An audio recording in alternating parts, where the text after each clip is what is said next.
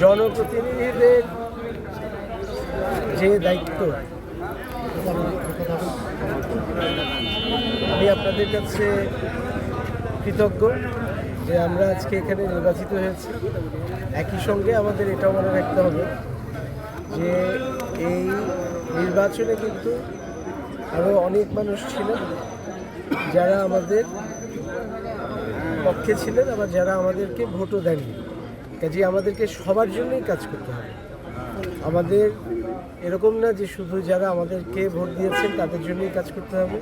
জনপ্রতিনিধিদের কাজ হচ্ছে যারা তাকে ভোট দেয় বা তারা ভোট না দিই সবার জন্যই কাজ করতে হবে। কাজে সেটা হচ্ছে প্রথম। দ্বিতীয়ত হচ্ছে যে কোনো রকম প্রতিহিংসার রাজনীতিকে আমরা পরিহার করব।